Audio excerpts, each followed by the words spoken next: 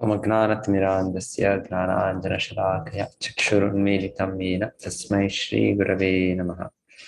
नमो विष्णुपादाय कृष्णपृष्ठाय भूतले श्रीमते भक्तिवेदान्तस्वामिनिति नाम्ने।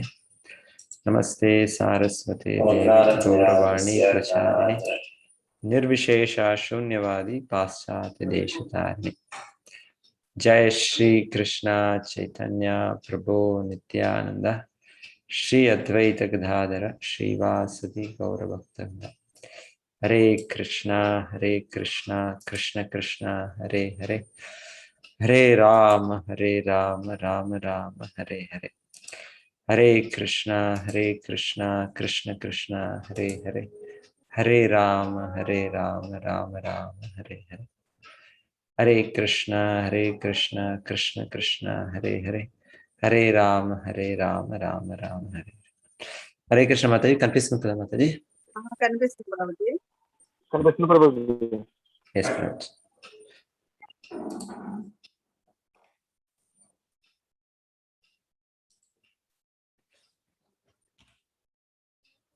అధ్యాయం 8 భగవత్ ప్రాప్తి అక్షర బ్రహ్మ యోగము. జరామరణ మోక్షాయ మామాశ్రిత్య యతంతి ఏ తే బ్రహ్మవిద్ తద్విదో కృత్స్నం అధ్యాత్మం కర్మ చాఖిలం. సా అధిభూతాదిదైవం మాం సా అధియజ్ఞం చ ఏ విదుః ప్రయాణకాలేపి చ మాం తే విద్యుయుక్త చేతసః. సో భగవంతుడు వెనకాల అధ్యాయంలో చెప్పింది తన యథార్థ అవగాహనం ఎవరైనా మరణ సమయంలో కూడా అవగాహన ఉంటే ఈ భౌతిక జగత్తు భగవంతుడు ఎలా అన్ని జగత్ని నియమిస్తున్నారు, సర్వకారణుడు అని తెలుసుకోవటే భగవంతుడు చెప్తున్నారు. వాళ్ళు నా ఒక దివ్య స్వరూపం, వాళ్ళు కూడా ఆధ్యాత్మిక భావం పొంది నా ధామంకి వస్తారనే వెనకాలేదంలో చెప్పింది. సో ఇదే విషయంగా ఈ అధ్యాయం భగవత్ ప్రాప్తి. అర్జునుడ మొదటి ప్రశ్నలు, ఈ పద ప్రయోగం భగవంతుడు చేసింది. ఆది యజ్ఞ, ఆది భూత, ఆది దైవ, ఇవి అంటే ఏమిటి? అది ఆత్మ. అర్జున ఉవాచ కిం తద్బ్రహ్మ కిమధ్యాత్మ కిం కర్మ పురుషోత్తమ అధిభూతం చ కిం ప్రోక్తం అది దైవం కిముచ్యతే. అర్జునుడు ప్రశ్నించాను, ఓ దేవదేవ పురుషోత్తమ, బ్రహ్మన్ అంటే అనేమి, ఆత్మ అనేమి, కామ్యకర్మలు అనేమి, భౌతిక సృష్టి అనేమి, దేవతలను ఎవరు? దయతో ఇది నాకు వివరింపుము. అది యజ్ఞ కథం కో అత్ర దేహే అస్మిన్ మధుసూదన ప్రయాణకాలే చ కథం జ్ఞేయోసి నియతాత్మభిః. ఓ మధుసూదన, యజ్ఞ ప్రభు ఎవరు? అతడు ఏ విధంగా దేహమునంది వశించి ఉండును? భక్తి యోగమునందు నిలిచిన వారు మరణ సమయమున నిన్నెట్లు ఎరగజాలరు.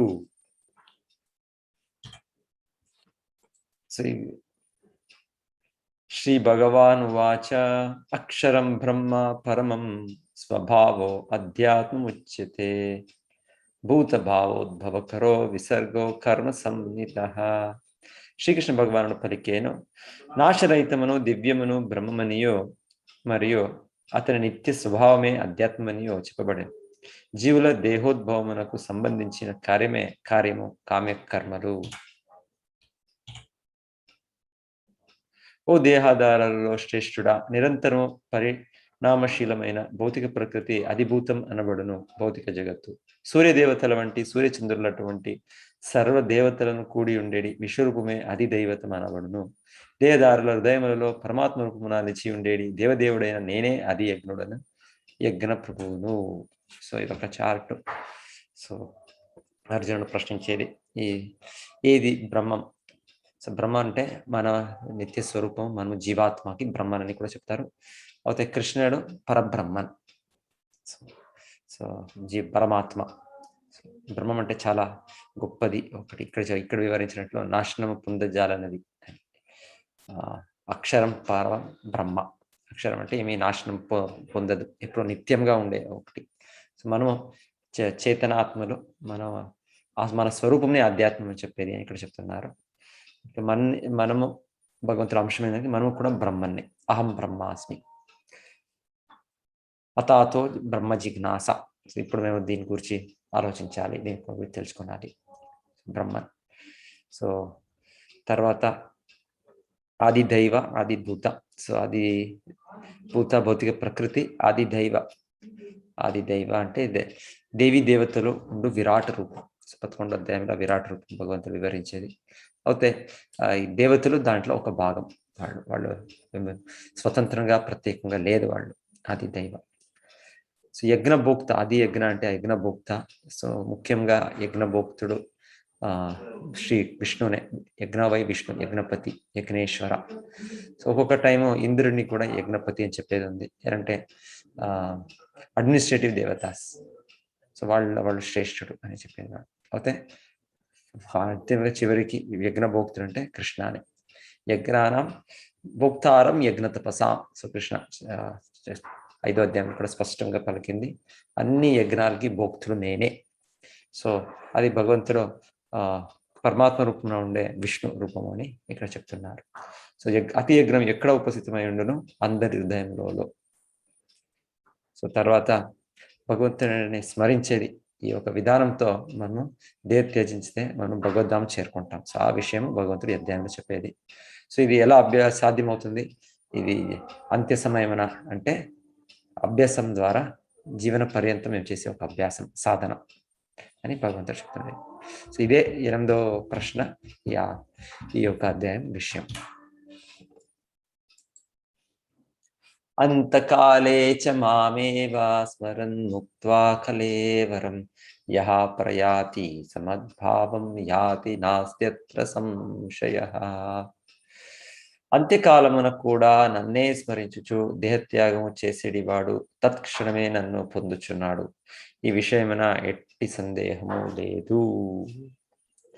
సో ఇక్కడ మనం చూస్తున్నట్లు భీష్మ పితామహులు భగవంతుడ శుద్ధ భక్తులు, వాళ్ళు గొప్ప భక్తులు. సో వాళ్ళు మేము వినేది ఇచ్చామృత్యు అంటే వాళ్ళని ఎవరు కూడా వధించే కవ్వదు. వాళ్ళ తండ్రి వాళ్ళకి ఆ విశేషమైన ఒక అనుగ్రహం ఇచ్చారు. సో వెనకాలి అలా ఒక శక్తి ఉంటుండే. వ్యక్తులు వాళ్ళ తపస్సుతో లేకుంటే వాళ్ళ ఇంకొకరితో వాళ్ళకి పొందే ఒక శక్తి, వాళ్ళకి బ్లెస్సింగ్ ఇవ్వచ్చు కొంతమందికి. సో అలాగే భీష్మ పితామహుడు మరణం పొందలేవాడు దీంట్లో మహాభారత యుద్ధంలో. వాళ్ళంతా ఆరోస్ వాళ్ళకి ఫుల్ శరీరంలో కవర్ చేసింది, అయితే కూడా వాళ్ళకి ఏమి కాలే. వాళ్ళు ఆ నొప్పి స్థితిలో కూడా వాళ్ళు ఇంకా జీవించుతున్నారు అన్నమాట. సో అయితే తర్వాత వాళ్ళు యుధిష్ఠిర్ మహారాజు ఇప్పుడు సమ్రాట్ అయ్యారు అని చూస్తాక వాళ్ళు సంతృప్తితో వాళ్ళు దేహత్యాగం చేస్తారు. సో అప్పుడు సాక్షాత్ భగవంతుడే శ్రీకృష్ణుడే వాళ్ళ ఎదుట వచ్చి వాళ్ళు భగవంతుల స్తుతి చేస్తూ వాళ్ళు దేహం త్యజించారు. సో ఇది పరిపూర్ణత్వం. అంతే నారాయణ స్మృతి. మనం అంత్యకాలమున భగవంతుని స్మరించితే సో అప్పుడు ఈ భీష్మ పితామహుడు ఇలా భగవద్ధామ చేరుకున్నారు, అలా మనము కూడా చేరుకోవచ్చు. సో భగవంతుడు దీంట్లో చెప్తుండేది ఎట్టి సందేహము లేదు. సో ఇది ఫైనల్ ఎగ్జామినేషన్. సో మనము ఎంతెంతో చేస్తున్నాం, ఎంతెంతో భక్తి కార్యాలు చేస్తున్నాం, లేదా ఇంకొక భౌతిక కార్యాలు చేస్తుండొచ్చు. అయితే మన లక్ష్యము అంత్యకాలము ఈ భగవంతుడిని స్మరించి శ్రీకృష్ణ నారాయణ భగవంతుడ ఏదైనా ఒక రూపంగా భగవంతుడిని శ్రీకృష్ణ రామ నరసింహవర ఈ భగవంతుడ విస్తరణాలు, సో లేకుంటే కృష్ణ రూపము భగవంతుని స్మరించేది. సో ఆ స్మరణ అనేది చాలా ముఖ్యం. సో ఆ స్మరణ అనేది ఎప్పుడు వస్తుంది అంటే అది అభ్యాసం చేయాలి అండ్ భగవంతుని అనుగ్రహం ఫైనల్. సో భీష్మ పితామహులు దాన్ని ప్రాప్తి చేశారు. వాళ్ళు అంత్య సమయంలో భగవంతుని స్మరించారు, తర్వాత వాళ్ళు నేరంగా భగవద్ధామం చేరారు. సో దాని గురించి భగవంతుడు ఇప్పుడు చెప్తుండేది. మహాభారతంలో ఒక మాట, అహని భూతాని గచ్చంతి యమాలయం శేషః స్థావరమిచ్చంతి కిం ఆశ్చర్యం అతాపరం. సో ఇదేం చెప్తుందంటే ప్రతి క్షణమునందు వందలు వేలు కొలది జీవులు మరణమును పొందుచున్నారు. హండ్రెడ్స్ అండ్ థౌజండ్స్ మనం చూస్తాం మన చుట్టూ. ఎంతో ఒక జిల్లా, ఒకటి చీమ, ఒకటి ఎలక, ఒకటి ఏదైనా ఒకటి మనం చూస్తూనే ఉంటాం. ఎంతో జీవులు మరణం పొందింటారు.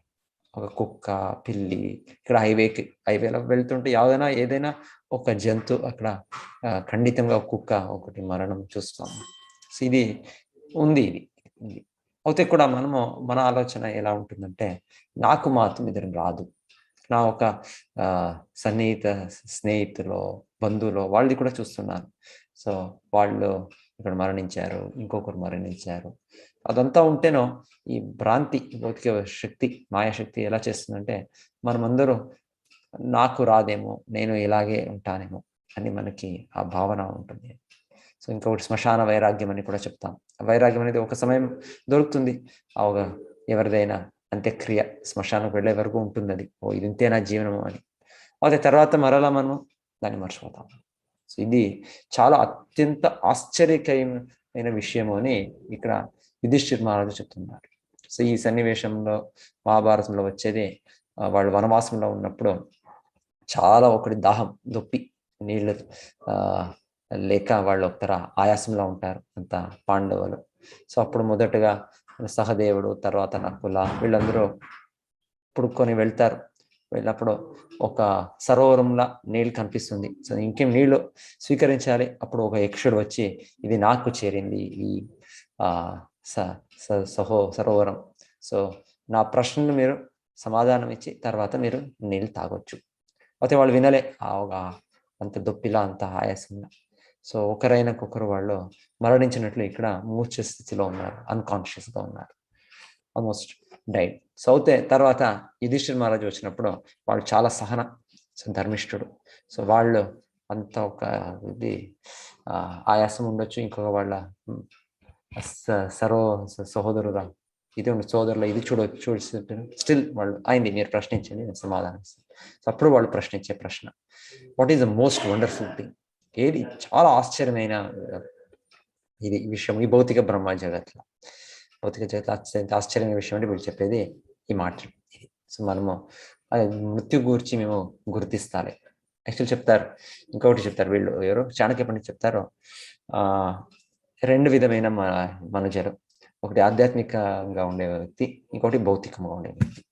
సో భౌతికంగా ఉండే వ్యక్తి వాళ్ళు పురోగతి సాధించాలి అంటే వాళ్ళ ఆలోచన ఎలా ఉంటుందంటే, నాకు మరణం లేదు, నేను ఇక్కడ శాశ్వతంగా ఉంటాను ఈ దేహంలో అని. అలా వాళ్ళు మనస్సు బాగుండే కారణమున వాళ్ళు శ్రమించి వాళ్ళు భౌతికంగా వాళ్ళు సంగ్రహించుతారు.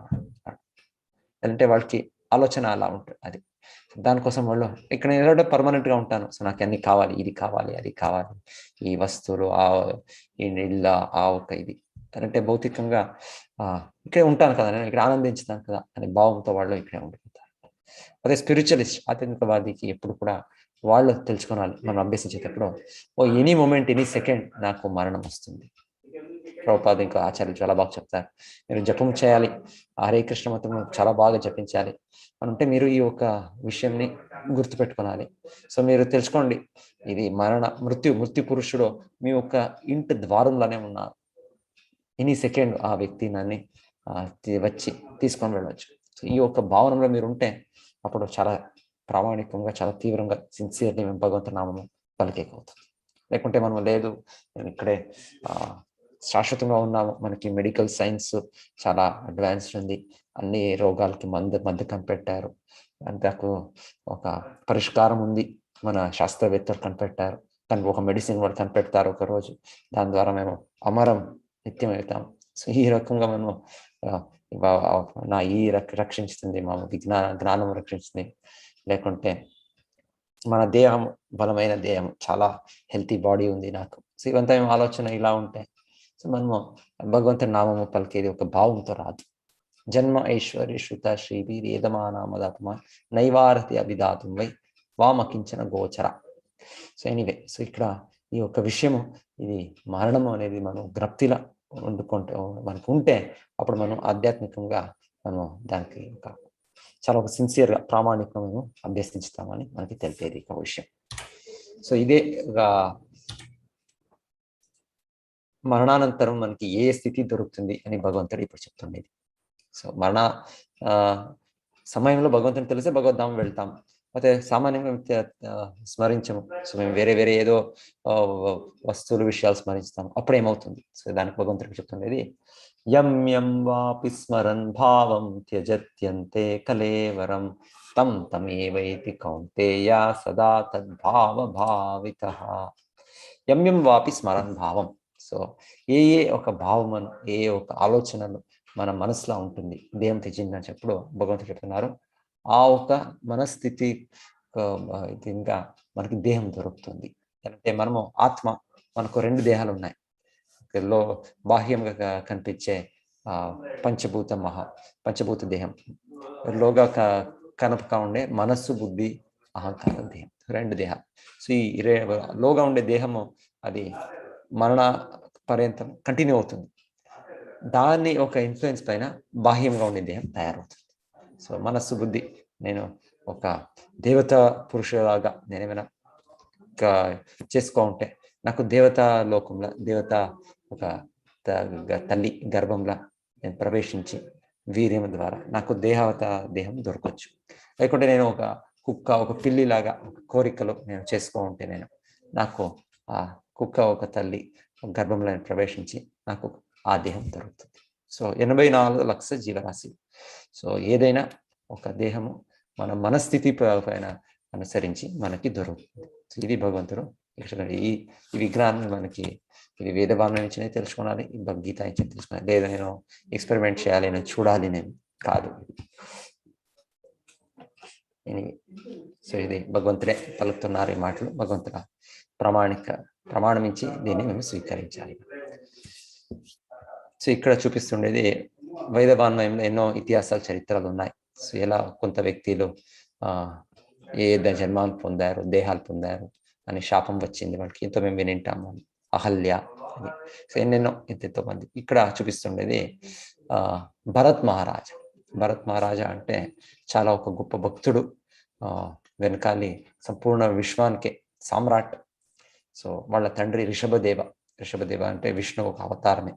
సో విష్ణు అవతారము. సో వాళ్ళు తర్వాత వాళ్ళు అంతా సంపూర్ణ విశ్వాన్ని ఇచ్చేసారు. తర్వాత వాళ్ళు తన పుత్రుడు, జ్యేష్ఠ పుత్రుడు భరత్ మహారాజుని వాళ్ళు మహారాజుగా పెట్టి వాళ్ళు తర్వాత రిషభదేవ పరమహంస ఇదిగా వాళ్ళు అభ్యసించేది. సో వాళ్ళ తర్వాతే ఒక డీవియేషన్ జైన ధర్మం వచ్చింది అని కూడా అది పలికేది మహారాజ రిషభదేవ. సో వాళ్ళ పుత్రుడు భరత. సో వాళ్ళ నుంచినే మన భారత వర్ష అని పేరు కూడా వచ్చింది. సో వీళ్ళు ఎంత ఒక దీంట్లో ఉంటారు అంటే ఆధ్యాత్మిక భావం ఉంటుందంటే చెప్తారు, కొంత సమయంలోనే చిన్న వయసులోనే వాళ్ళు సంపూర్ణ వైరాగ్య భావంతో అంతా వాళ్ళు వాళ్ళ భవ్య మహల్లు, రాణియలు అంతా విడిచి వాళ్ళు తపస్సుకి వెళ్తారు. అయితే వాళ్ళు వెళ్ళిన ఒక రోజు ఇక్కడ చెప్పేది వాళ్ళు ఆల్మోస్ట్ పర్ఫెక్షన్ భక్తి దీంట్లో భావస్థితి అని చెప్తారు, భావభక్తి. దాంట్లో వాళ్ళకి భగవంతుని స్మరిస్తుంటే అంత అతి ఆనందం అవుతుంది ఆ స్టేజ్లో. అది సామాన్యంగా అది చాలా అడ్వాన్స్డ్లో వచ్చే స్టేజ్. సో దాంట్లో ఉన్నారు. అయితే కూడా చెప్తారు ఇంకా కంప్లీట్ పర్ఫెక్షన్ లేదు, ఒక స్టేజ్కి కింద, సో ఒక స్థాయి కింద. సో వీళ్ళు ఒకరోజు చూస్తారు, వాళ్ళు తపస్సు చేసే ఉండే ఆశ్రమంలో, పులస్త్య ఆశ్రమం, అక్కడ దగ్గరే అక్కడ ప్రవహించే నదిలో ఏదో ఒక జింక. సో జింక అది తన గర్భంలో పిల్ల ఒకటి చిన్న ఇది ఉంది. సో అది నీళ్ళు తాగేకి వచ్చింది. సో అదే సమయంలో ఒకటి పులినో సింహమో సో అది వచ్చి దాని ఒక గర్జన సౌండ్, ఆ సౌండ్ వినిందే దానికి భయంతో అది దాని గర్భం నుంచి ఆ చిన్న జింక పిల్ల జన్మిస్తుంది. సో జన్మించింది ఆ నీళ్ళలోనే పడిపోతుంది. అయితే ఆ జింక ఆ భయంతో అది క్రాస్ చేసి వెళ్ళిపోతుంది. తర్వాత దానికి కూడా అంత్యం అవుతుంది అని చెప్తారు. సో ఎనివే ఈ సన్నివేశం చూసింది ఎవరైనా వ్యక్తి సహజంగా కరుణ భావంతో వాళ్ళు రక్షించుతారు. సో భరత్ మహర్షి కూడా అదే చేసింది, ఆ జింకని రక్షించారు. అయితే తర్వాత చెప్తారు ఎంత ఒక వాళ్ళు ఆ జింకని ఇచ్చేసారు అంటే వాళ్ళ స్మరణ అనేది భగవంతుని పైన విడిచి వాళ్ళు ఏమి భక్తి కార్యాలు చేస్తుంటారో ఆ జింక పైనే. సో అది ఇక్కడ చూస్తున్నాం. సో జింకని తీసుకొని వచ్చారు. తర్వాత వాళ్ళు యజ్ఞాలు ఇంకోటి ఏమో చేస్తున్నారు, భక్తి కార్యాలు, ధ్యానం. సో అప్పుడు కూడా జింక గురించినే వాళ్ళు ఆలోచిస్తున్నారు. సో ఇది చేస్తూ చేస్తూ ఒక్కరోజు చెప్తారు వాళ్ళు, జింక్ ఎక్కడో అరణ్యానికి వెళ్ళింది, అది రిటర్న్ తిరిగి రానేలే. సో వీళ్ళు ఇంత ఈవినింగ్ అయింది, లేట్ ఈవినింగ్, ఇంకా నైట్ ఏమవుతుందో, నా జింక ఎలా ఉంటుందో, నా జింక, నా మై సన్, నా పిల్లకాయ అని ఈ రకంగా వాళ్ళు జింకను ఆలోచన పెట్టుకుని వాళ్ళు వెళ్తారు. సో ఇక్కడ తర్వాత ಯಾವುದೋ ఒక గొంతు, ಯಾವುದೋ ఒక దీంట్లో పళ్ళంలా వాళ్ళు పడి వాళ్ళ అంత్యం అవుతుంది, ఒక పిట్ల. సో ఇది ఆ మరణ సమయమైనా చెప్తారు, ఆ జింక వస్తుంది. సో వీళ్ళు జింకని చూస్తున్నారు, ఆ జింక ఆలోచనల దేహం త్యజించారు. సో ఇది భాగవతంలో ఇది స్టోరీ చెప్పేది మనకి. ఇంత గొప్ప వ్యక్తి, భక్తుడు జింకగా అయి మారుతారు వచ్చే జన్మలో. సో అంటే మన జన్మం భగవంతుడు ఇచ్చింది మనకి భగవంతుని చింతించి భగవద్ధామం వెళ్ళేదానికి. సో మనం ఏదైనా కొంత ఇది డిస్ట్రాక్ట్ అవుతే మనకి నెక్స్ట్ ఏదైనా 84 జీవరాశులు రావచ్చు అని ఒకటి చూపేదానికి. యాక్చువల్లీ సామాన్య భక్తులకి ఇది రాదు, ఇది అదే భగవంతుడు విశేషంగా మనకి ఒక పాఠంగా ఇది ఉండేదానికో. ఇంకొకటి భరత్ మహారాజుకి త్వరనే ఇంకా ఎక్కువ భక్తి భావం ప్రసాదించేదానికో భగవంతుడు చేసేది. చెప్తారు అవుతాను భక్తి అని వాళ్ళు ఆ జింక దేహంలో కూడా కంటిన్యూ చేశారు. ఇది సామాన్యంగా కాదు, ఇది ఎవరికి ఇది జింకు జంతు జీవనంలో ఆ స్మరణ ఉండదు. అయితే భరత్ మహారాజుకు భగవంతుడు ఆ జన్మలో కూడా వాళ్ళు సంపూర్ణ స్మరణ, నేను భక్తుడుగా ఉండి ఒక మహారాజుగా ఉండి అయితే నేను పతనమైంది, ఇప్పుడు జింకగా పుట్టాను అని వాళ్ళు త్వరనే వాళ్ళు జింక ఒక సమాజం విడిచి వెనకాల జన్మలో ఉండే ఒక ఆశ్రమం దగ్గర వెళ్ళి వాళ్ళు భగవంతుడు ఒక గూర్చి విషయాలు ఏ ఋషిముని చెప్తున్నారు దాన్ని వింటూ వాళ్ళు దేహం త్యజిస్తారు. తర్వాత మరలా ఒక మనుష్య దేహము జడాభరత్ అని దాంట్లో పుడతారు. శ్రీ భరత మహారాజు ఆ జడాభరత్ అనే దేహంలో ఎంతో కేర్ఫుల్గా జాగ్రత్తలుగా ఉన్నారు అంటే ఎవరి దగ్గర వాళ్ళు అంత ఇదే లేదు, ఎవరి దగ్గర మిక్స్ చేసేది మాట్లాడేది. ఒకేమో జడ వ్యక్తి అంటే ఒక పిచ్చివాడు, ఎవరు అని చూస్తేనో ఏమో ఈ వ్యక్తికి ఇది లేదు, మానసిక ఇది సరిలే అని అలా ఒక అనిపించినట్లు ఉంటారు. అంటే అంత జాగ్రత్తలు ఈ జన్మలో నేను పూర్ణత్వం సాధించాలి అని. సో ఎనీవే ఈ చరిత్రలతో మనకు కృష్ణుడు చెప్పినట్లు ఎం వాపి స్మరణ భావం, ఏ స్మరణతో మనము దేహం త్యజిస్తామో ఆ ఒక్క ఇది మాకు దొరుకుతుంది. సో ఇది చాలా చాలా ముఖ్యమైనది. సో మనం అంత్య సమయమైన భగవంతునే చింతించాలి. సో అది చింతించేదానికి భగవంతుడనే ఇది ప్రస్తుత సమయంలో భగవంతుడ నామం జపించాలి. సో దానికోసం భగవంతుడు చెప్తున్నారు, తస్మాత్ సర్వేషు కాలేషు మామనుస్మరయుధ్య చ మయ్యర్పిత మనోబుద్ధిర్ మామే వైష్యస్య సంశయః. కావున ఓ అర్జున, దేర్ఫోర్. సో కావున దేర్ఫోర్, తస్మాత్ అంటే అది కన్క్లూజన్, నిర్ణయం. చెప్తున్నారు ఏం చేయాలి మనము, సర్వకాలములందును నీవు నన్నే శ్రీకృష్ణుని తలచుచు నీ విద్యుక్త ధర్మమైన యుద్ధమును ఓనరింపుము. నీ కర్మలను నాకు అర్పించుట ద్వారా మరియు నీ మనోబుద్ధులను నాయందు నిలుపుట ద్వారా నీవు నన్ను నిస్సందేహంగా పొందగలవు. సో భగవంతుడు ఏమో మనకి మన కార్యాన్ని ఆపేయాలి, అదని స్టాప్ చేయాలని చెప్తాడు. సో ఇప్పుడు అర్జునుడు గృహస్థ జీవనంలో ఉన్నారు, ఒక క్షత్రియుడు. భగవంతుడు నువ్వు నీ విద్యుక్తకరమైన యుద్ధము ఓనరింపుము. సో అలానే మనము కూడా ఏదేదో కార్యాలు చేస్తుండొచ్చు, అయితే చేస్తూ మనము భగవంతుని స్మరించాలి. సో మేము భగవంతుని స్మరించాలి, మనం భౌతిక కార్యాలు చేయాలి. సో ఇదేమి విడిచేసే అవసరం లేదు, ముఖ్యము భగవంతుని స్మరించాలి. స్మరణ మననం అనేది ఎప్పుడో వస్తుంది అంటే ఇది భక్తిలో చెప్తారు, శ్రవణం కీర్తనం మాది బాగా అవుతే స్మరణం వస్తుంది, థర్డ్ స్టేజ్ అది. సో దానికోసం భగవంతుని గురించి ఇప్పుడు సమయం పెట్టుకొని వేదవాన్మయం, గీత, భాగవత మేము వినాలి, దాన్ని అధ్యయనం చేయాలి. సో అలాగనే భగవంతుని నామము జపించాలి కలియుగంలో. దీని ద్వారా మనకి స్మరణం వస్తుంది ఇది. సో ఇదేమి కృష్ణుడు ఇక్కడ సదాకాలమునని స్మరించండి అని చెప్తారో అది చైతన్య మహాప్రభుది కీర్తనీయ సదాహరి. సో భగవంతుని నామంని పలకండి. హరే కృష్ణ కృష్ణ కృష్ణ హరే హరే, హరే రామ రామ రామ హరే హరే. సో ఇది సదా మేము అభ్యాసం చేస్తుంటే మనకు భగవంతుడి స్మరణ ఖండితంగా లభిస్తుంది. ఇక్కడ చూపిస్తుండేది ప్రహ్లాద్ మహారాజ్, భక్త ప్రహ్లాద. సో తన తండ్రి ఎంత దీనిగా వాళ్ళని వధించే ప్రయత్నిస్తున్నా వాళ్ళు సతతంగా భగవంతుని స్మరిస్తున్నారు. సో వాళ్ళకి భగవంతుడు రక్షణ ఇచ్చారు. సో వాళ్ళు ఆ దివ్య స్థితిలో ఉన్నారు. వాళ్ళు స్మరణంకి బెస్ట్ ఎగ్జాంపుల్ చెప్తారు ప్రహ్లాద్ మహారాజ్, భక్త ప్రహ్లాద్. అభ్యాసయోగయుక్తేన చేతసా నాన్యగామిన పరమం పురుషం దివ్యం యాతి పార్థాన చింతయన్. ఓ పార్థ, మనస్సును ఎల్లవేళలా నా స్మరణమునందే నియుక్తము చేసి ఏమాత్రం మార్గం తప్పక నన్నే దేవదేవునిగా ధ్యానము చేసేడి వాడు నన్ను తప్పక చేరగలడు.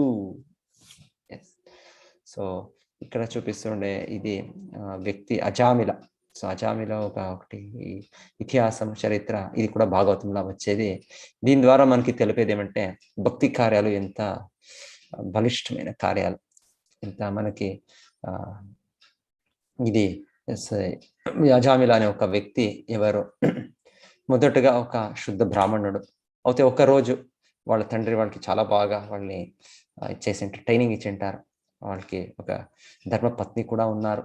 అయితే ఒకరోజు వాళ్ళు చూసేది ఒకటి, దీంట్లో ఒక అరణ్యంలో ఒక చాలా ఒక ఇది ఒక దాసి, ఒక వేశ్య దానికి చెప్తారు. ఓకే, సో ఆ అమ్మాయి ఒక ఇది వాళ్ళు ఒక మైథున సుఖంలో ఇచ్చేసే వాళ్ళు చూస్తారు. సో అంతలోనే వాళ్ళకి మనస్సు ఇదవుతుంది, వాళ్ళ మనస్సుని గ్రహించేకి ప్రయత్నిస్తారు. అయితే చెప్తారు, అదే వాళ్ళు ధ్యానిస్తూ వాళ్ళకి ఆ అమ్మాయి పైన మనసు ఇదవుతుంది. వాళ్ళ ధర్మపత్నిని విడిచి తర్వాత వాళ్ళు ఆ అమ్మాయిని తీసుకొని వచ్చి వాళ్ళనే వివాహం చేసుకుని ఇంకొక రకంగా తర్వాత వాళ్ళంతా ఒక అధర్మ కార్యాలు, వాళ్ళ తల్లి తండ్రులు అంతానే విడిచి, సో ఒక బ్రాహ్మణుడి నుంచి వాళ్ళు ఒక అంత ఒక క్రింద దీనిగా అవుతారంటే ఒక దొంగ, ఒక దీని అంతా పాపకార్యాలు స్టార్ట్ చేస్తారు. సో యజామిలుడు సో ఆ స్థితి నుంచి ఈ స్థితి. సో తర్వాత ఇక్కడ చెప్పేది వాళ్ళ మరణ సమయమున వాళ్ళకి ఇక్కడ మరణ సమయమున వాళ్ళ యుద్ధ సన్నివేశం చూపిస్తుండేది. ఆల్మోస్ట్ 88 years అని చెప్తారు. సో ఆ సమయంలోనూ ఒక చిన్న కుమారుడు వాళ్ళకి జన్మించారు. ఆ చిన్న కుమారుడు పేరు వాళ్ళు నారాయణ అని పెట్టారు. అది భగవంతుడు ఒక అనుగ్రహం. పరమాత్ముడు మరలా ఈ వ్యక్తిని ఎలా భక్తికి తీసుకొని రావాలి అని భగవంతుడు వాళ్ళ పుత్రుడి పేరు నారాయణ అని వాళ్ళకి పెట్టే ఒక స్మరణ ఇచ్చింది. తర్వాత సహజంగా ప్రతి తండ్రికి పుత్రుల పైన వ్యామోహం ఉంటుంది. సో వాళ్ళు నారాయణ నారాయణ ఎలా ఉన్నావు, నారాయణ ఎలా ఏ ఆహారం తీసుకుంటావు, ఇది చెప్తూ నారాయణ నారాయణ పలికే ఆరంభం అవుతుంది. సో ఇప్పుడు నిజముగా అంత్యకాలం వచ్చినప్పుడు అప్పుడు వాడిని తీసుకొని వెళ్ళేదానికి వీళ్ళు వచ్చారు, యమదూతలు. సో ఇక్కడ చూపిస్తుండేది మనకి ఆ సమయంలో ఐసీయూలో ఉంటామో ఇంకొక దాంట్లో ఉంటామో, ఎవరు వస్తారు ఎవరో ఇంకొకరు వాళ్ళ గురించి చెప్పేది మనకి అవ్వదు. అవుతే చెప్తారు, వస్తారు, యమదూతలు ఉన్నారు, వాళ్ళు యమరాజు ఆదేశం పైన వాళ్ళు అరెస్ట్ వారెంట్ తీసుకొని వస్తారు. వాళ్ళు ప్రతి ఒక్కరిని మనము మన కార్యాలను డిసైడ్ చేసి తీసుకొని వెళ్తారు. సో ఇప్పుడు వాళ్ళు చూసి అజామిలుడికి జ్ఞప్తి వస్తుంది, ఓ నేను ఎంత పాపిష్టుడయ్యాను, వెనకాల ఎలా ఉన్నాను, ఎలా అయ్యాను, సో దీనికంతా నేను ఇది ఇవ్వాలి ఇప్పుడు. సో వాళ్ళు ఆ ఒక భయంతో చెప్తారు, ఏదైనా ఒక స్థితిలో మనకి భయమో ఇంకొకటి ఉన్నప్పుడు చాలా ఆత్మీయ వస్తువు మనకి మననం వస్తుంది. సో వీళ్ళు దాంతో నారాయణ అని వాళ్ళు పలికేది. యాక్చువల్లీ వాళ్ళ పుత్రుడిని వాళ్ళు పిలిచింది.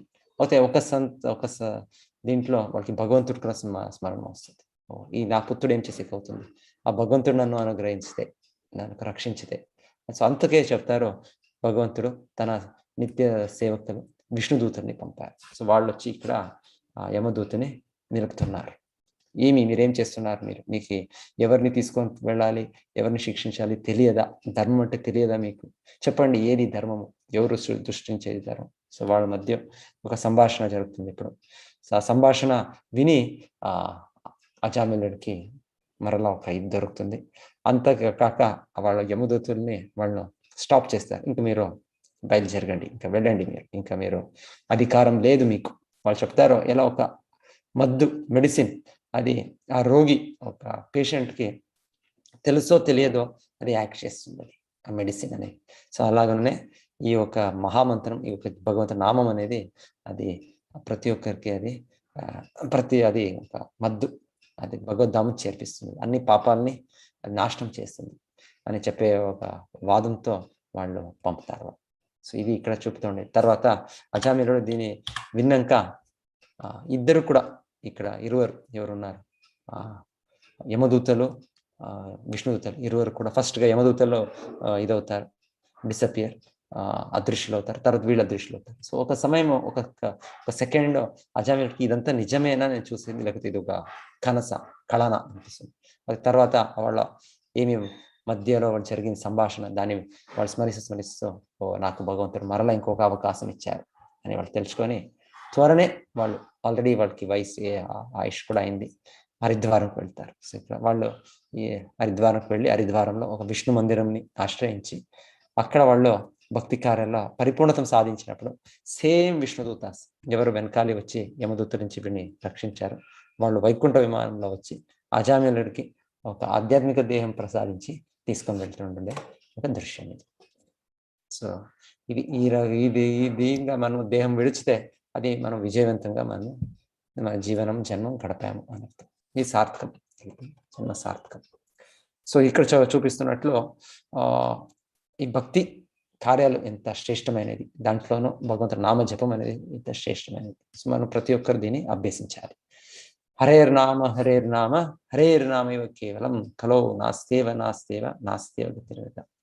కలియుగంలో మరొక విధానంలే మనకి ఇది ఒకటే పరిష్కారం, భగవంతుడి నామం, భగవంతుడి నామం, హరినామ. కవిం పురాణం అనుశాసితారం అనోరణీయాన్ అనుస్మరేద్యః సర్వస్య దాతారం అచింత్య రూపం ఆదిత్యవర్ణం తమసా పరస్తా.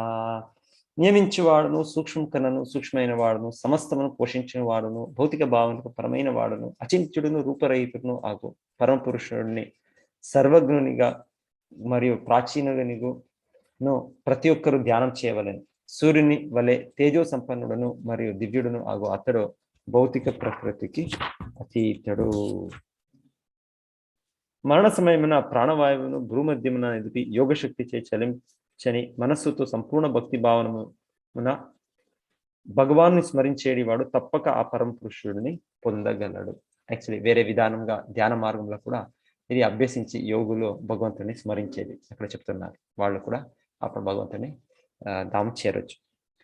వేద విధులైన వారును, ఓంకారమును ఉచ్చరించు వారును, సన్యాస ఆశ్రమమునందున్న మహర్షులను అగు మనుజులో బ్రహ్మమునందు ప్రవేశించుచున్నాడు. అట్టి పూర్ణత్వమును కోరిన వారు బ్రహ్మచర్య వ్రతమును అభ్యసించరు. మోక్షమును గూర్చు ఈ విధానమును ఇప్పుడు నీకు నేను సంగ్రహంగా వివరించును. ఇంద్రియ కర్మల నుండి విడివడి ఉండుటయే యోగస్థితి అనబడును.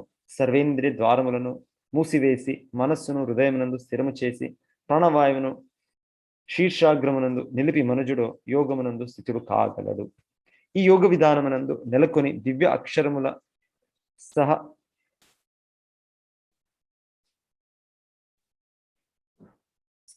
సమాహారమైన ఓంకారమును జపించిన పిదప మనుజుడు దేవదేవుడైన నన్ను తలుచుచో శరీరమును త్యజించినచో నిశ్చయంగా ఆధ్యాత్మిక లోకమును పొందగలడు. సో ఎనీవే మరొక మార్గం ధ్యాన మార్గంతోనూ ఓంకారం పలికి ఈ తీవ్ర తపస్సులు ఆచరించి కృష్ణుని స్మరించేది అని కృష్ణుడు నేరంగా చెప్తుండేది. నయాతి యప్రయాతి త్యజ దేహం సయాతి పరమామగతి. సో వాళ్ళు కూడా ఇది చేర్చు అని భగవంతుడు చెప్తున్నారు. ఓ పార్థ అనన్యచేత సతతం యో మాం స్మరతి నిత్యశః తస్యాహం సులభః పార్థ నిత్యయుక్తస్య యోగిన. ఓకే, భక్తి మార్గంలో ఇది సులభం ఇది అని భగవంతుడు స్పెసిఫిక్గా ఈ శ్లోకంలో చెప్తుండేది. ఈ విధానం అనన్యచేత సతతం యో మాం స్మరతి నిత్యశః తస్యాహం సులభః పార్థ నిత్యయుక్తస్య యోగిన. అనన్య చిత్తముతో నన్ను స్మరించువానికి అతని నిరంతర భక్తియుక్త సేవ కారణంగా నేను సులభంగా లభ్యుడై ఉన్నాను. దేవదేవుడైన శ్రీకృష్ణుని భక్తి యోగముతో సేవించు శుద్ధ భక్తులు చరమగమ్యము ఈ శ్లోకమున ముఖ్యముగా వివరింపబడినది. గడచిన అధ్యాయపు శ్లోకములందు ఆర్తులు, జిజ్ఞాసులు, అర్థార్థులు, కల్పనాపూర్ణ తత్వవేత్తలనేది 4 రకముల భక్తులు పేర్కొనబడిది. కర్మయోగము, జ్ఞానయోగము, హఠయోగము మొదలగు వివిధ ముక్తి విధానములు కూడా వివరింపబడినవి. ఈ యోగ విధానములో భక్తిని కొద్దిగా కలిగి ఉందనో ఈ శ్లోకమునందు మాత్రము జ్ఞాన, కర్మ, హఠ ఆది ఎట్టి యోగములతోనూ సంపర్కము లేనటువంటి శుద్ధ భక్తి యోగము పేర్కొనబడినది. అనన్య చేతాహ అను పదముతో తెలుపబడినట్లు శుద్ధ భక్తి యోగమునందు భక్తుడు కృష్ణుని తప్ప అన్యమును వాంఛింపడు. అట్టి శుద్ధ భక్తుడు స్వర్గలోకములకు పోవలనని గాని బ్రహ్మజ్యోతిలో లీనము కావలనని గాని భవమందముల నుండి ముక్తిని పొందవలని గాని వాంఛింపడు. అట్టివాడు దేనిని కూడా వాంఛింపడు. కనుకనే చైతన్య చరితామృతమునందు అతడు నిష్కాముడు అని పిలుపబడినాడు. అనగా స్వీయ లాభములందు ఎట్టి కోరికలు లేనివాడిని భావము. జ్ఞానయోగి పరమశాంతి అతనికి లభించును గాని స్వీయ లాభములకై ప్రాకులాడువానికి కాదు. జ్ఞానయోగి, కర్మయోగి లేదా హఠయోగి అను వారిలో ఏదియో కొంత స్వార్థమును కలిగి ఉన్ననో పూర్ణ భక్తుడు శ్రీకృష్ణ భగవాన్ ప్రేమనకు అన్యమైన దాన్ని కోరడు. కనుకనే అకుంఠిత భక్తితో తనను సేవించు వారికి తాను సులభంగా లభించునని శ్రీకృష్ణ భగవానుడు తెలియజేయుచున్నాడు. శుద్ధ భక్తుడు సదా శ్రీకృష్ణునకు గల అనేక రూపములలో ఏదేని ఒకదాని ద్వారా ఆ దేవదేవుని భక్తియుక్త సేవల్లో నియుక్తుడై ఉండును. శ్రీకృష్ణునకు రాముడు, నరసింహుడు వంటి సంపూర్ణ అంశములు మరియు అవతారములు పలు కలవు. భగవానుని ఈ దివ్య రూపములలో ఏదియో ఒకదాని యందు భక్తుడు భక్తి యోగముతో మనస్సును సంలగ్నము చేయును. ఇతర యోగాభ్యాసములు పొందు వివిధ కష్టములను అటువంటి భక్తుడు ఎన్నడను పొందడు. భక్తి యోగము సరళము, పవిత్రము, సులభమగుటయే అందులకు కారణం. అట్టి భక్తిని కేవలము హరే కృష్ణ మహామంత్ర జపము చేయొచ్చు ఎవరైనను ప్రారంభింపవచ్చును. శ్రీకృష్ణ భగవానుడు సర్వులయడ దయాపూర్ణుడై ఉండును. కానీ ఇదివరకే వివరింపబడినట్లు తననే అచంచల మనస్సుతో సదా సేవించడి వారి ఎడ మాత్రము అతడు ప్రత్యేకంగా మొగ్గు చూపి ఉండును. అట్టి భక్తులకు అతడు పలు రీతిలో సహాయపడుచుండును. కనుకనే సంపూర్ణ శరణాగతుడై భక్తి యోగమున నియుక్తుడైన వాడు దేవదేవుని యథార్థముగా తెలియగలడని కఠోపనిషత్తు తెలియజేయుచున్నది. యమేవైష వృణుతే తేన లభ్య తస్యేష ఆత్మ వివృణుతే తనం స్వాం. భగవద్గీత అందే తెలుపబడినట్లు, భగవద్గీత ఎందుకు తెలుపబడినట్లు తనను తాను దామమునందు పొందు రీతిలో అట్టి భక్తునకు తగిన బుద్ధిని శ్రీకృష్ణ భగవానుడే ఒసగుచున్నాడు. దదామి బుద్ధి యోగం తం. దేశ కాల పరిస్థితులను పట్టించుకొనక అనన్య చిత్తముతో శ్రీకృష్ణునే సదా తలచుట శుద్ధ భక్తిని ప్రత్యేక యోగ్యతమై ఉన్నది. భక్తుడైన వాని భక్తి యందు ఎట్టి అవరోధములు రాకూడదు. అతడు తన సేవను ఏ కాలమైందైనను ఏ చోటనైనను నిర్వహింప సమర్థుడై ఉండవలేను. భక్తుడైన వాడు బృందావనము లేదా శ్రీకృష్ణ భగవానుడు లీలలు ఉనర్చిన ఏదేని తీర్థస్థలమునందు వసించవలని కొందరు పలికినను వాస్తవమునకు శుద్ధ భక్తుడు ఎచ్చోటా జీవించినను తన భక్తిచే తాను నివసించు స్థానములనే బృందావన వాతావరణమును ఏర్పాటు చేసి కొనగలడు. కనుకనే హే ప్రభు, నీవెచ్చోట ఉన్నను అది బృందావనమే అని శ్రీ అద్వైత ఆచార్యులు శ్రీ చైతన్య మహాప్రభుతో పలికి ఉండరి. సతతం ఎల్లప్పుడు మరియు నిత్యశః నిత్యము లేక ప్రతిరోజు అను పదములతో తెలుపబడినట్లు శుద్ధ భక్తుడు శ్రీకృష్ణుననే సదా తలచుచు అతని యందు ధ్యానమగ్నుడై ఉండును. శుద్ధ భక్తుని లక్షణములు ఇవియే. అట్టి వారికి అతడు సులభంగా లభ్యుడగును. కనుకనే అన్ని యోగముల కన్నను భక్తి యోగమే ఉత్తమమని భగవద్గీత ఉపదేశించుచున్నది. అట్టి భక్తి యోగమునందు చరించు భక్తులు 5 విధములుగా శ్రీకృష్ణ భగవానికి సేవను గూర్చుచుందరు. శాంత భక్తుడు శాంతరసము ద్వారా భక్తియుక్త సేవను గూర్చెడివాడు. దాస్య భక్తుడు దాసునిగా భక్తి యోగమునందు నియుక్తుడైన వాడు. సఖ్య భక్తుడు స్నేహితుని రూపమున సేవను గూర్చెడివాడు. వాత్సల్య భక్తుడు పితృభావముతో సేవను గూర్చెడివాడు. మధుర భక్తుడు మాధురి భావముతో ప్రియురాలిగా భక్తిని గూర్చెడివాడు. ఈ మార్గములన్నింటిలోనూ శుద్ధ భక్తుడు శ్రీకృష్ణ భగవాన్ని సేవలో సతతం నిలిచి ఉండి అతనిని మరుపకుండును. తత్కారణంగా అతనికి శ్రీకృష్ణ భగవానుడు సులభంగా లభింపగలడు. అట్టి శుద్ధ భక్తుడు క్షణకాలము సైతము శ్రీకృష్ణుని మరుపలేదు. అదే విధంగా భగవానుడు సైతము అతన్ని క్షణకాలమును మరువబోడు. ఇదే హరే కృష్ణ కృష్ణ కృష్ణ హరే హరే హరే రామ రామ రామ హరే హరే అను మహామంత్ర కీర్తనపు కృష్ణ భక్తి రసభావన విధానం దివ్యవరమై ఉన్నది. Yes, okay. సో భగవంతుడు మరలా మనకి ఈ భౌతిక జగత్తు యథార్థ అవగాహనం. మాముపేత్య పునర్జన్మ దుఃఖాలయమశాశ్వతం నాప్నువంతి మహాత్మాన సంసిద్ధిం పరమాం గతాః. సో భక్తి యోగులైన మహాత్ములు నన్ను పొందిన పిమ్మట సంపూర్ణత్వమును బడసిన వారగొడచే దుఃఖాలయమైన ఈ అనిత్య జగమునకు ఎన్నడను తిరిగి రారు. సో ఈ భౌతిక జగత్ని వేరే వేరే రకాలుగా ఇది కంపారిజన్ పోల్చేది. ఇప్పుడు ఇక్కడే పోల్చుతుండేది భగవంతుడు. ఇది దుఃఖాలయం అశాశ్వతం. దుఃఖాలయం, ఇది ఒక దుఃఖాలయం. ఎలా ఒకటి జైలు ఉంటుంది, ఆ జైలు దుఃఖాలయం. అది అక్కడ శిక్షకే అక్కడ తయారు చేశారు జైలు, ఇంకేమిటికి కాదు. జైలు ఉంటే అది వాళ్ళని దీన్ని కరెక్ట్ చేసేదానికి, స్వభావం కరెక్ట్ చేయడానికి శిక్ష. సో వేరే వేరే రకంగా భౌతిక జగత్తు చెప్పేది. భవసాగరం, సముద్రం. సో సముద్రం, సాగరం ఎవరు కూడా ఎక్స్పర్ట్ స్విమ్మర్ దాన్ని క్రాస్ చేసే అవ్వదు. సో అలా అని కూడా చెప్పేది. ఒక్కొక్క టైము ఇది ఫారెస్ట్ ఫైర్, ఒక అరణ్యంలో ఒక అగ్గి వచ్చినప్పుడు దాన్ని ఎవరు ఆపేసి అవ్వచ్చు. సో అలాగా భౌతిక జగత్ని చెప్పేది. సో ఇది సంసార ఇది ఓకే. సో ఈ భౌతిక జగత్, భౌతిక బ్రహ్మాండం అనేది ఇది భగవంతుడు సృష్టికర్తడు, భగవంతుడు ఆది దేవుడు చెప్తుంది. ఇది లేకుంటే అశ్వత్థ వృక్ష అని 15వ అధ్యాయంలో దీని వివరణ. అంత విస్తారమైనది. ఇది ఎక్కడ ఆరంభము ఎక్కడ అంత్యము తెలియదు. సో ఈ దీంట్లో ద్వారా భౌతిక జగత్తు అనేది ఇది ఒక శిక్ష, ఒక పదం యద్ విపదాంన దేశ, ఒక అపాయాలు కూడిన ప్రదేశం. ఇది మన ఇది కాదు, ఇది ఇల్లు కాదు, మన ఇల్లు వైకుంఠధామం అని భగవంతుడు దీని ద్వారా చెప్తుండేది. ఈ శ్లోకాల్లో కూడా భగవంతుడు చెప్పేది ఈ భౌతిక బ్రహ్మాండంలో బ్రహ్మదేవుడలా ఉండే ఒక బ్రహ్మలోకము కూడా నాశనం అవుతుంది. అది కూడా ఎంతెంతో మేము చూస్తాం. పెద్ద పెద్ద నాగరికతలు, పెద్ద పెద్ద దేశాలు.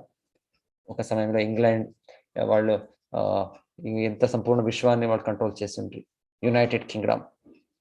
సో ఇప్పుడు వాళ్ళు చిన్న ఒక దీనిగా ఉన్నారంతే. సో సూర్యము అస్తం కాదు వాళ్ళ దేశంలో, అంతా వాళ్ళది సంపూర్ణ విశ్వంని వాళ్ళు ఆక్రమించారని చెప్తుండ్రు. సో అలాగా ఎంతెంతో రోమన్ ఎంపైర్, గ్రీక్ ఎంపైర్, ఇంకా మొఘల్ ఎంపైర్, ఎంతెంతో వింటాం. పెద్ద పెద్ద రాజు వచ్చారు, వాళ్ళు నాశనం అయ్యారు. ఇప్పుడు వాళ్ళు అంత కేవలం ఒక పేర్లు అంతే, నేమ్స్.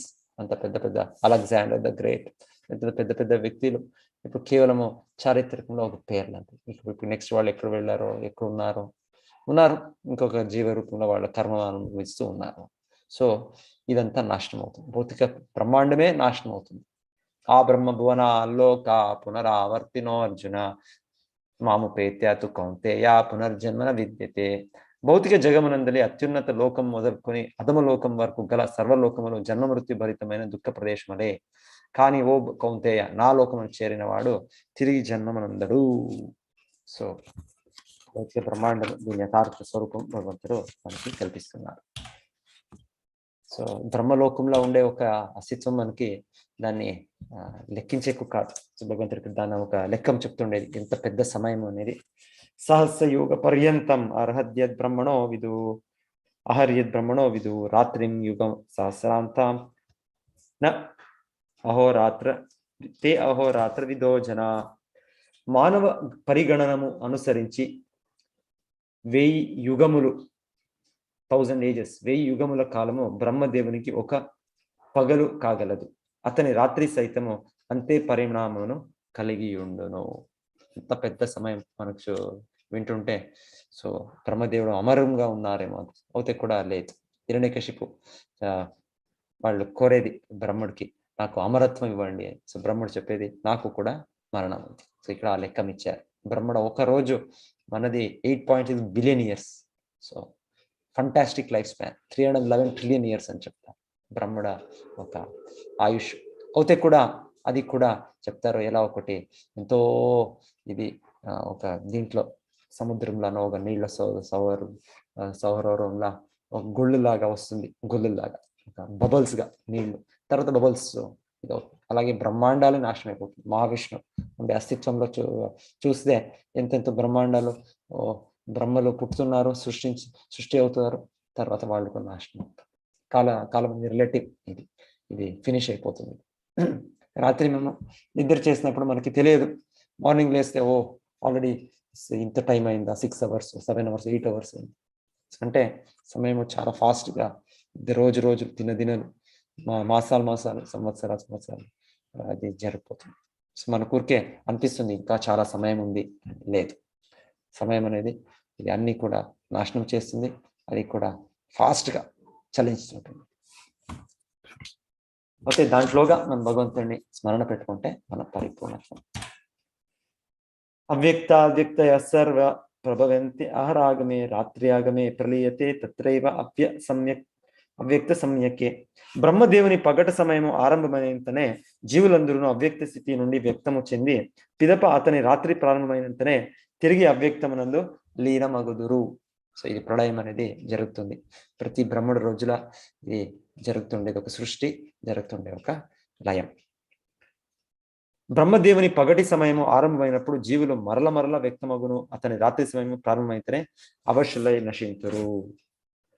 అవుతేను కూడా భగవంతుడు మరలా చెప్తుంది, దీన్ని విడిచి నా దివ్యమైన ధామం ఉంది. పరస్తస్మాత్ భావో అన్యో అవ్యక్తో అవ్యక్తా సనాతనః యః స సర్వేషు భూతేషు నశ్యత్సు న వినశ్యతి. వ్యక్తావ్యక్తములయ్యడి ఈ భౌతిక ప్రకృతి కన్నను పరమైనదియు మరియు శాశ్వతమైనదియు అగు అవ్యక్త ప్రకృతి వేరొక్కటి లేదు. అది పరమ ఉత్కృష్టమైన మరియు నాశరహితమును అయ్యున్నది. ఈ జగమునందు గల సమస్తము నశించినను అది మాత్రము యథాతథంగా నిలిచియుండును. సో భగవంతుడు ఇక్కడ మనకి భగవద్గీతలో ఒక క్లూ, ఒక హింట్ భగవంతుడు చెప్తుండేది. ఇంకొక లోకం, మరొక ధామం ఉంది, గోలోక ధామం, వైకుంఠ ధామం. పరస్తస్మాత్ భావో అని, అది ఇంకొక స్వరూపం, ఇంకొక అస్తిత్వము. మనకి కనిపేది కనుపగా ఉండేది. ఇక్కడ ఎంతో లోకాలు కనిపిస్తుంది, ఆ కనిపేది కూడా సంపూర్ణంగా మనకి ఇన్ఫర్మేషన్ లేవు. కనుపగా ఉండేది ఎన్నో ఉన్నాయి, దానికి అతీతంగా ఇది ఉంది ఈ వైకుంఠ ప్రదేశం అని భగవంతుడు ఇక్కడ చెప్తుండేది. వేదాంతులు దేనిని అవ్యక్తము అక్షరముని వర్ణింతురో, ఏది పరమ గమ్యస్థానంగా తెలియబడుచున్నదో, ఏ స్థానమును పొందిన పిమ్మట మనుజుడు వెనుకకు తిరిగి రాడో అది ఏ నా దివ్యధాము. ఎస్, తద్ధామ పరమం మమ. సో అది భగవంతుడి నిత్యమైన. ఎలా ఒక వెనకాలి రాజు లేకుంటే ఇప్పుడు గవర్నమెంట్, సో వాళ్ళది సంపూర్ణ క్షేత్రం, సంపూర్ణ దేశము, రాష్ట్రం వాళ్ళదే అని చెప్పొచ్చు. అయితే ఇక్కడ ఒక ప్రెసిడెంట్, ఒక ప్రైమ్ మినిస్టర్ది వాళ్ళది ఒక రాష్ట్రపతి భవన్ అనో, లేకుంటే రాజుది ఒక అంతఃపురము ఉన్నట్లు భగవంతుడు చెప్తుండేది. తన దివ్యధామం, గోలోకధామం, అది తన ఈ అంతరంగ ఇది. సో తర్వాత భగవంతుడు మరలా సర్వుల కన్నను అధికుడైన దేవదేవుడు అనన్య భక్తి చేతనే పొందబడును. అతడు తన ధామమునందు నిలిచి ఉన్నను సర్వవ్యాపి అయి ఉన్నాడు, మరియు అతని యందే సమస్తము స్థితిని కలిగి ఉన్నది. ఓ భరతవంశ శ్రేష్ఠుడా, ఏ కాలములందు ఈ జగమును వీడుట ద్వారా యోగి వెనుకకు తిరిగి వచ్చుట జరుగునో లేక తిరిగి రాకుండానో నీకు నేను ఇప్పుడు వివరించేదను. సో భగవంతుడు రెండు మార్గంగా దేహం త్యజించేది అని చెప్తారు వేదవాన్ని అనుసరించే వాళ్ళు, యోగిలు. ఒకటి వెలుగుల, ఒకటి దీంట్లో పగటి సమయంలో అని భగవంతుడు చెప్పేది. పరబ్రహ్మము నెరగిన బ్రహ్మ విధులు అగ్నిదేవుని ప్రభావమునందు కాంతి ఎందు పగటి ఎందలి ఏదేని శుభ గడి ఎందు శుక్లపక్షమునందు లేక సూర్యుడు ఉత్తరముగా ప్రయాణించి ఉత్తరాయణ పుణ్యకాలమునందు ఈ జగమును వీడుట ద్వారా ఆ పరబ్రహ్మమును పొందుదురు. సో ఇది వాళ్ళు అంత ధ్యాన మార్గంలో పరిణతి పొందినప్పుడు ఎప్పుడు దేహం త్యజించవచ్చు అనే వాళ్ళకి ఒక శక్తి ఉంటుంది. అది ధూమమునందు రాత్రి ఎందు కృష్ణపక్షమునందు సూర్యుడు దక్షిణముగా ప్రయాణించు దక్షిణాయన సమయమునందు మరణించి యోగి చంద్రలోకమును పొందినను మరల వెనుకకు తిరిగి వచ్చును. సో వాళ్ళు ఒక ఉన్నత లోకాలు, స్వర్గలోకాలు పొంది తిరిగి వాడు పుణ్యాలు ఫినిష్ అయినాక వస్తారు తిరిగి. ఈ జగత్తును వీడుటకు వేదాభిప్రాయం అనుసరించి శుక్ల కృష్ణములు అనేది రెండు మార్గం కలవు. శుక్ల మార్గమునందు మరణించువాడు తిరిగి రాకుండాను, కానీ చీకటి మార్గమున మరణించువాడు మాత్రము వెనుకను తిరిగి వచ్చును. అయితే భగవంతుడు చెప్తారు, భక్తులు దీన్ని లెక్కించే అవసరం లేదు. నైతే శృతి పార్థ జానన్ యోగి ముహ్యతి కశ్చన తస్మాత్ సర్వేషు కాలేషు యోగయుక్తో భవార్జున. ఓ అర్జున, భక్తులు ఈ రెండు మార్గములను ఎరగినప్పటికీ ఎన్నడను మోహము పొందరు కనుక నీవు భక్తి యందు సదా స్థిరుడు అవుగుము. అంటే భక్తి కార్యంలో ఉద్ధరించే కార్యము భగవంతుడే నేరంగా తీసుకుంటున్నారు. దానికోసం మనము ఈ సమయంని లెక్కించే అవసరంలే. భౌతిక జగమును వీడినప్పుడు ఆత్మ అనుసరించేది వివిధ మార్గముల ఎడ కలతను పొందవలదని శ్రీకృష్ణుడు అర్జునునకు ఉపదేశించున్నాడు. భక్తుడైన వాడు తాను యాదృచ్ఛికంగా మరణించి యాదృచ్ఛికముగా మరణించున్నాయని గాని లేదా పూర్వ నిర్దేశమును అనుసరించి మరణించున్నాయని గాని చింతింపరాదు.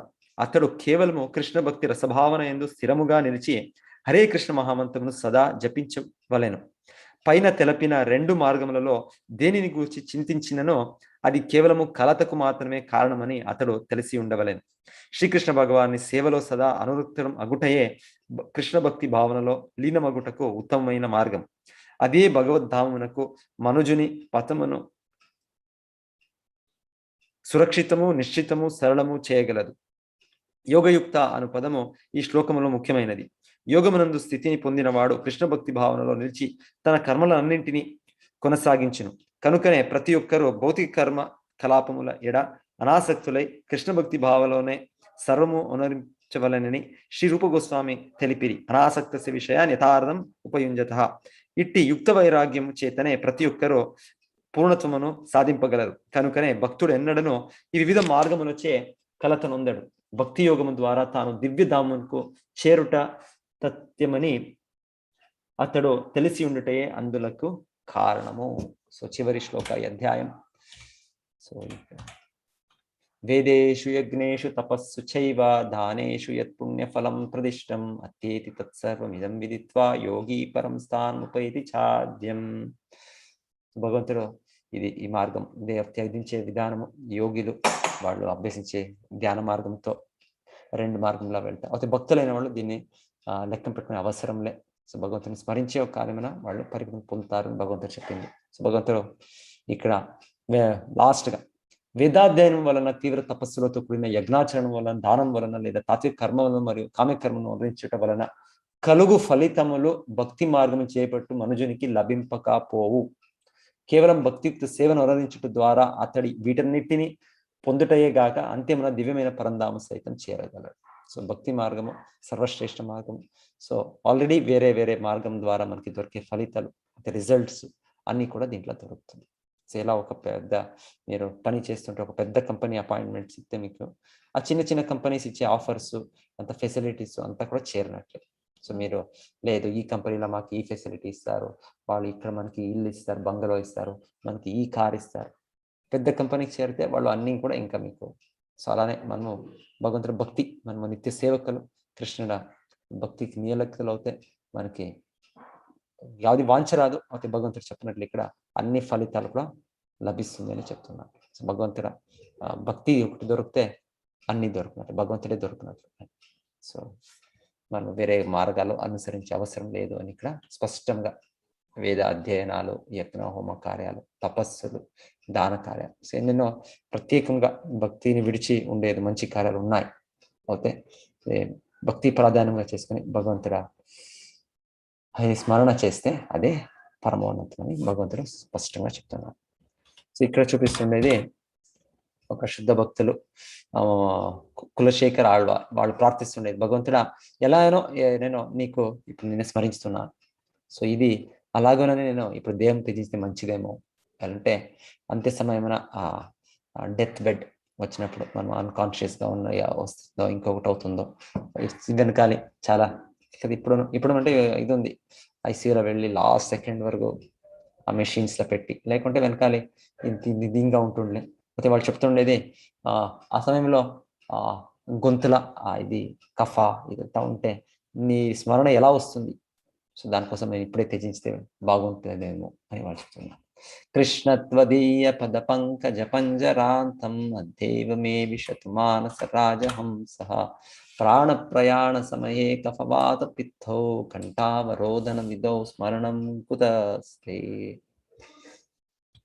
ఎస్, సో ఇది ఇంకొకటి ఈ ఆధ్యాత్మిక ధామము, వైకుంఠ ధామాలు, గోలోక ధామం ఎలా ఉన్నాయని ఒకటి చార్ట్ ఇంట్లో భక్తులు తయారు చేసింది ఇది చూపిస్తుండేది. మనం క్రింద ఉండే ప్రదేశాలు ఇక్కడ కనిపిస్తుందా, ఇది ఎలా దీన్ని ఇక్కడ పెద్ద చేసేది.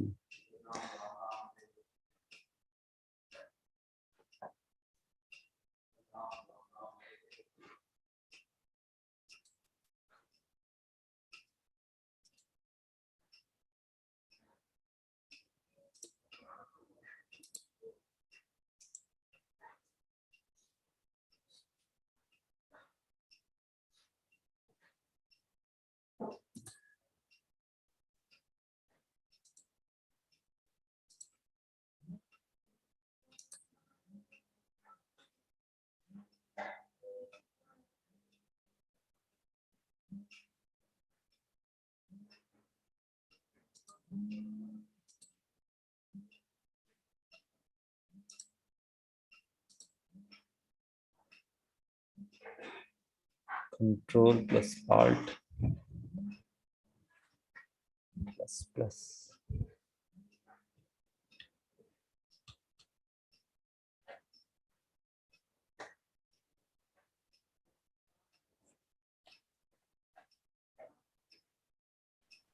మేము ఇక్కడ పెద్ద చేసేసుకోవచ్చు ప్రభుజీ 200% పెట్టారు కదా అది మేము ఇంకా ఇక్కడ పెద్ద అవుతుంది. మేము ఇక్కడ ఇంత Okay. చేసుకోవచ్చు.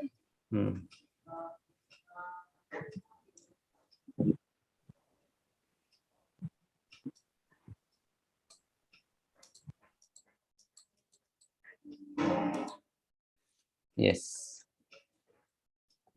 సో ఇక్కడ చూపిస్తుండేది ఆధ్యాత్మిక గగనంలో ఒక పోర్షన్ అంతే, ఒక మేఘం లాగా. సో దాంట్లో మహావిష్ణు భగవంతుడు బృహదాకారమైన రూపం.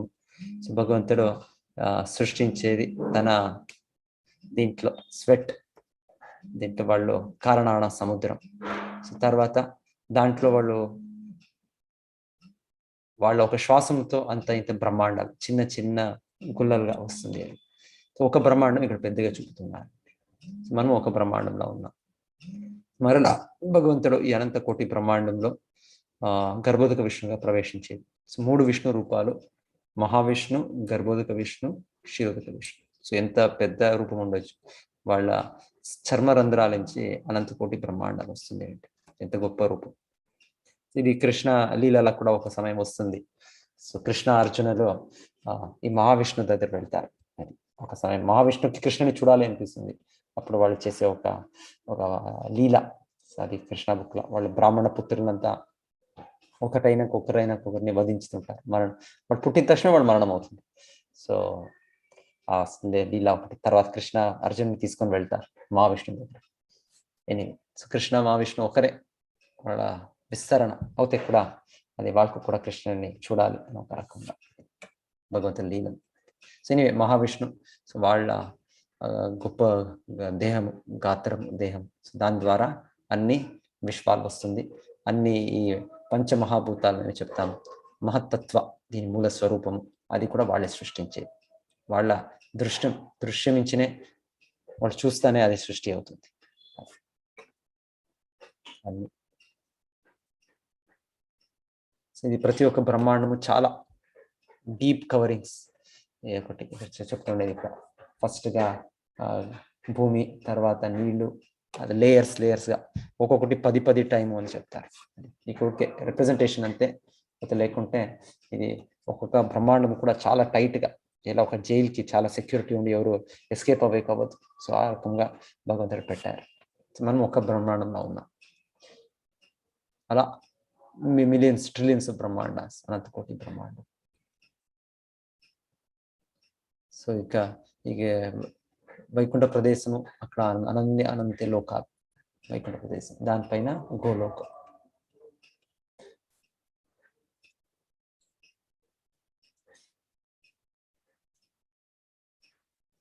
మనం ఉండే ఒక బ్రహ్మాండంలో అర్ధభాగము భగవంతుడు గర్భోదక విష్ణువుగా వాళ్ళు మధ్యలో ఉన్నారు. సో వాళ్ళ నాభించి పుట్టేది బ్రహ్మలోకం. సో ఈ బ్రహ్ముడు సృష్టించే తర్వాత అన్ని లోకాలు, అది ఒక టర్న్గా చూపారు, లేకుంటే స్ట్రైట్గా ఉంది. అయితే దీంట్లో కానీ అన్ని లోకాలు. సో దీంట్లో మనకి దీన్ని ఎంత లెంత్ బ్రెడ్త్ తెలుస్తాయి.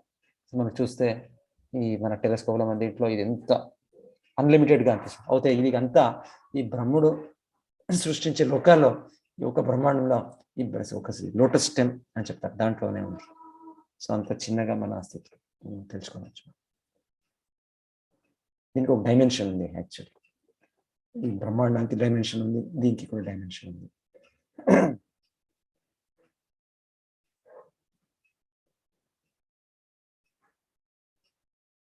సో ప్రతి ఒక్క బ్రహ్మాండంలో మరలా ఇంకొక రూపం భగవంతుంది, క్షీరోదక విష్ణు.